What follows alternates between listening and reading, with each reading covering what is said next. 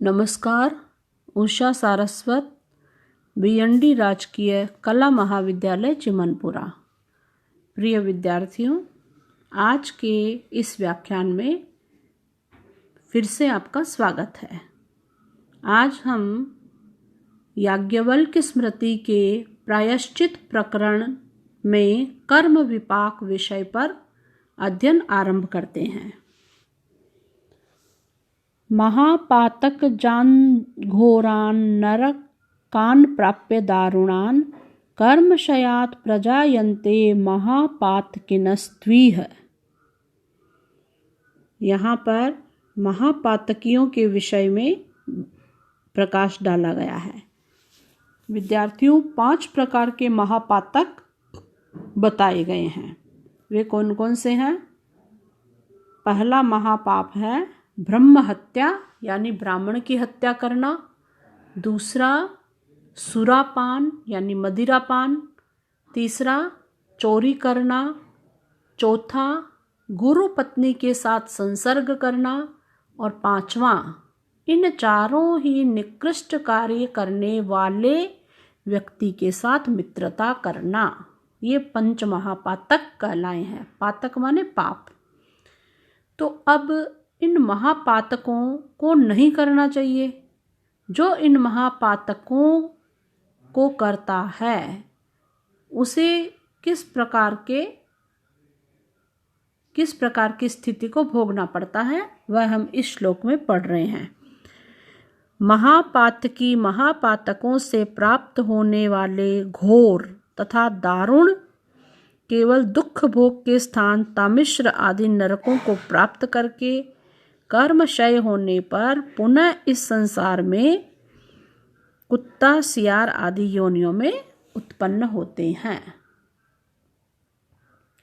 मृगाश्व सूकरोष्टाणाम ब्रह्महा योनि मृच्छति खरपुल्कस वेनानाम सुरापो नात्र संशय कृमि कीट पतंगस्त्वं स्वर्णहारी समाप्नुयात् तृणगुल्मलतात्व च क्रमशो गुरुतल्पगः।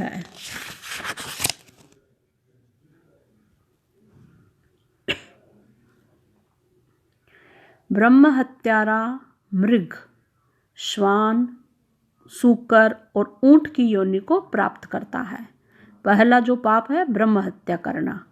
जिसने ब्राह्मण की हत्या करी है उसको हिरण, श्वान माने कुत्ता, सुअर और ऊंट की योनि में जन्म लेना पड़ता है।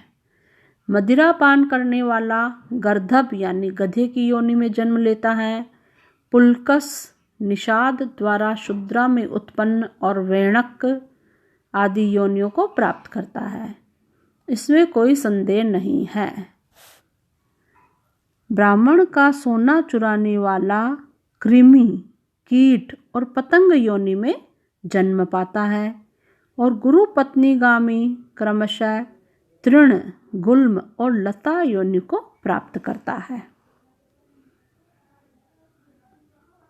ब्रह्महा क्षयरोगी स्यात् सुरापय स्यावदन्तक हेमहारी तु कुनखी दुश्चर्मा गुरुतल्पगः यो येन संवत्सतेषां स तल्लिंगोऽभिजायते। इस प्रकार कर्म भोग की यातना सहकर मनुष्य योनि में आने पर ब्रह्म हत्या करने वाला क्षय रोगी होता है, मदिरा पीने वाला काले दांतों वाला होता है, सोना चुराने वाला खराब नखों वाला बनता है और गुरु पत्नी के साथ व्यभिचार करने वाला खराब चमड़े वाला माने कुष्ठ रोगी होता है। इन महापातकियों में से जिस पातकी के पास रहता है वह उसी के समान लक्षणों वाला हो जाता है। अन्नहर्ता अयमायावी स्यान्मुको वाग्पहारक धन्य मिश्रोतिरिक्त रक्तांगः पिशुनः पूतिनासिकः तैल ऋतैल पायी स्यात् पूति वक्रस्तु सूचकः। अन्न चुराने वाला, अजीर्ण का रोगी, वाणी का अपहारक अर्थात बिना आज्ञा के पढ़ने वाला और पुस्तक चुराने वाला गूंगा बनता है।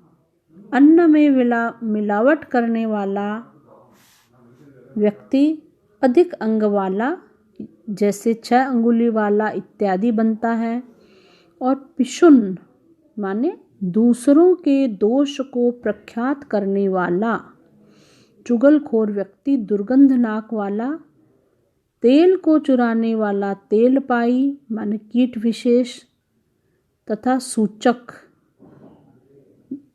दुर्गंध युक्त मुख वाला होता है।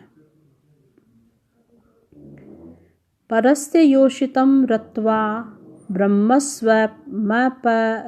च अरण्ये निर्जले देशे भवति ब्रह्म राक्षसः।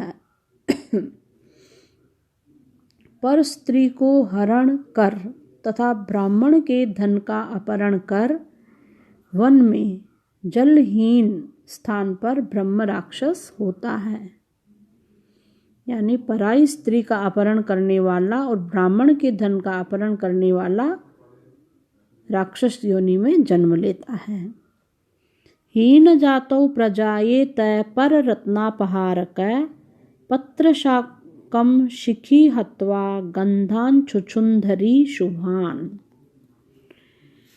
दूसरे के रत्न को चुराने वाला निम्न कोटि की पक्षी जाति में उत्पन्न होता है। पत्तों वाले शाक की चोरी कर मयूर योनि में उत्पन्न होता है तथा सुगंधित द्रव्यों का हरण कर छछुंदरी बनता है।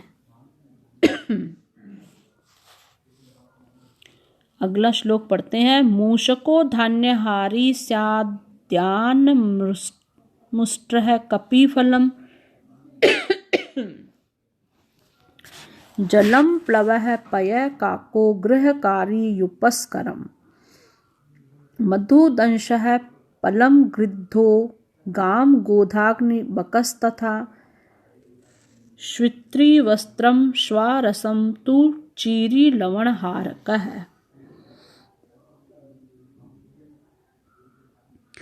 अन्न को चुराने वाला मूषक माने चूहा बनता है। सवारी चुराने वाला ऊंट की योनि में जन्म लेता है। फल चुराने वाला वानर, जल चुराने वाला प्लव माने शकटविल नामक पक्षी, दूध चुराने वाला कौवा, ग्रह के उपस्कर चुराने वाला ग्रहकारी, चटक नामक कीट, मधु चुराने वाला दंश, मांस चुराने वाला गृद्ध, गाय चुराने वाला गोह, अग्नि चुराने वाला बगुला, वस्त्र चुराने वाला श्वित्रकुष्ठी, ईख आदि रसों को चुराने वाला कुत्ता तथा नमक चुराने वाला चीरी नामक कीड़ा होता है। प्रदर्शनार्थ में तत्तु मयोक्तम स्तेय कर्मणि द्रव्य प्रकारा ही तथा तथैव प्राणी जातयः।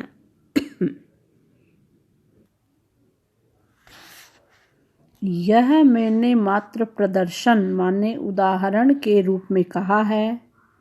चोरी में जिस प्रकार की वस्तु चोरी की जाती है वैसे ही प्राणियों की योनि उसे प्राप्त करनी होती है। यथा कर्म फलम प्राप्य तिर्यकत्वं काल पर्ययात् जायन्ते लक्षण भ्रष्टा दरिद्राः पुरुषा धमाः।